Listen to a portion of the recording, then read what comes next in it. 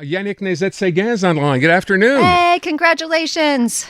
Thank you so much. Yeah, you're welcome. First question, did you watch the show? First of all, were you there? Yeah, absolutely. I was there to collect my Grammy, and I was there also at the show at night. So, I was present the whole day. Wow, that must be such a blast to be there. Obviously, you compose and you write and you conduct classical music, but in terms of pop and whatever and rap, do you have favorites? Like, what do you listen to? I really like R&B. So yesterday I was really happy to see people like SZA or artists who are bridging everything. Like John Batiste is my king. And I was just so happy to have. Even I love Dua Lipa. I listen to a lot of music that's non-classical. I would say less and less classical for myself when I listen to music. Not that I love it less, but just I think it helps me also trying to bridge everything in my work. I wonder when you're there and you're with those artists, I mean, you're a rock star in the classical world, but you're meeting the pop stars and the rock stars there as well. Are you thinking about possible collaborations with them ever? Constantly. I bet. I knew it. I would love to collaborate with Billie Eilish or John Legend is coming to the Philadelphia Orchestra in a couple of years, so we're trying to maybe collaborate together. And I think this is, people say a lot of the word crossover, and it's kind of suspicious in the classical world because, classical music is its own right, but it's not necessarily about crossover. It's about opening the door to something else, and really when two music genres are just connecting together and just speaking to each other, I think this is when everybody wins. So, of course, when I'm there, I'm thinking about more collaborations, and I was not surprised. I mean, but still surprises me how many people know me when I get to these events now. I just always feel like, I'm the unknown person because it's classical music and it's less mega popular. You don't have billions and billions of people in classical music, but I think it's a good moment for classical music, and it's cool again, I would say. Well, and therefore, I could feel that vibe yesterday. That was my next question. You've made it cool, by the way. That's you. That's your doing. My next question was going to be, when you say you're surprised at people who recognize you, you're a classical composer. And yes, you obviously you've established a record, and people to some degree, I guess, certainly within the industry, know who you are. Do people, who came up to you yesterday and said, oh my God, I know you're the guy from Montreal. Does that happen?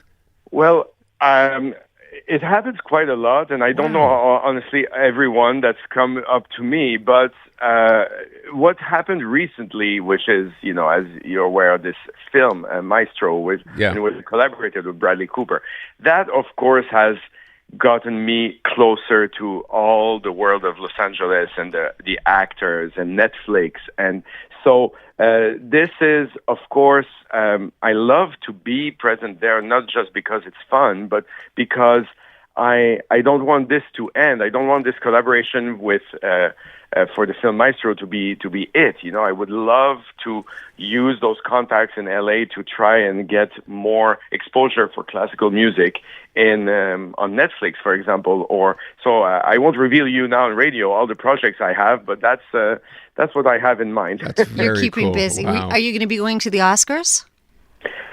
Absolutely. Are you nominated in an Oscar category for Maestro? So that's the little sad thing is that the soundtrack of Maestro, which is a great soundtrack, it's not an original one, and the only nominations you get for the Academy Awards and the Oscars is for an original, so something that's been really composed for. Now, this is music by Bernstein, Beethoven, Mahler, so it's music that's already existing, which I conducted. And therefore, even though I'm very proud of it, it cannot be nominated. But Bradley as Best Actor being nominated, or Maestro being nominated as Best Film, I'm lucky enough to be considered really an integral part of this success. So I'm very happy that I'll be joining the party. I know we talked about it at the time as well. So you actually worked directly with Bradley Cooper, in mannerisms and everything else, right? Like how to conduct. Was that part of what you did? Absolutely. That's essentially my role. Like the soundtrack came at the very end of it as kind of an extra thing, but the years of preparation were really to teach him how to conduct, how to be like Bernstein in the conducting aspect of the film. And also making sure with him, because he's obsessed with details, and he wanted it to be really believable all the way through, that every detail, musically speaking, I was in charge of making sure that it would all make sense, every detail about the composition, about how the orchestra is placed on stage, how it works, with the applause, with everything else. And so, that was my role. Cool. This is your 4th Grammy, right? I wonder if each one feels... it must feel different. Is one more special than the other, depending on your involvement in the project? Well, what was special this year is that it's the first time I'm actually in Los Angeles to collect it. So that's the fun part, to be there. But there is a thread throughout those 4 Grammys, is that all of them feature composers of our time and music of our time, and especially like Champion, this opera yesterday by Terence Blanchard. Terence Blanchard was is still one of the only African-American composers featured on main stages of opera, classical opera.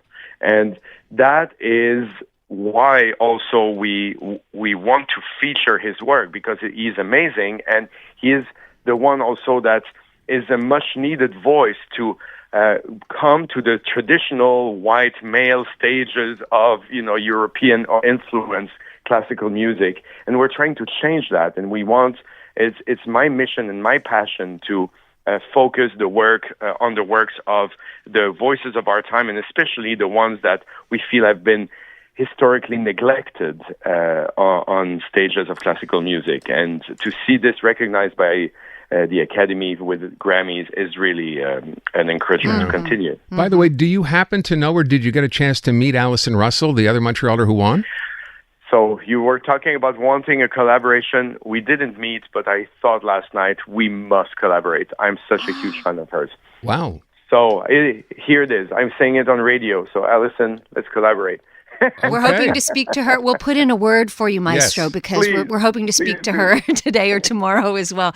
Oh, my goodness. How exciting. I know, listen, you're musical director of the Metropolitan Opera in New York City now, but just know that you're still ours.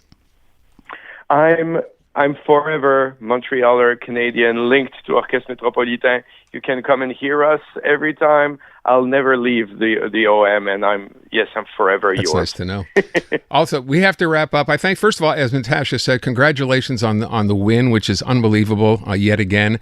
And I will, based on what you said, I will put in a word with Billie Eilish to have her work on an opera or something with you. I think she'd be great. Fantastic. Okay.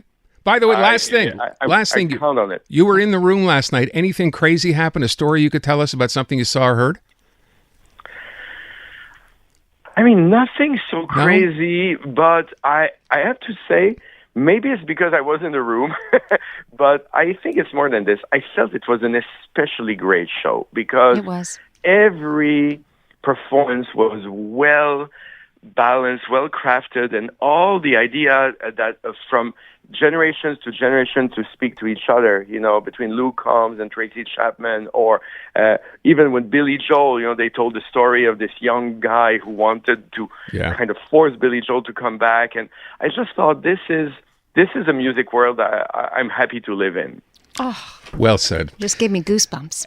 Again, congratulations. Hope we can chat again soon. And I'll let you know how my meeting goes with Billie Eilish. And if we talk to Alison Russell, we'll absolutely pass on the offer, the invitation to work together with her. Congratulations again. Thanks so much. Thank you, Maestro. Yannick Nezet-Seguin, winner, conductor of the Montreal Symphony. Again, a winner of a Grammy last night. Would you say 4? 4. Pretty impressive. Woo!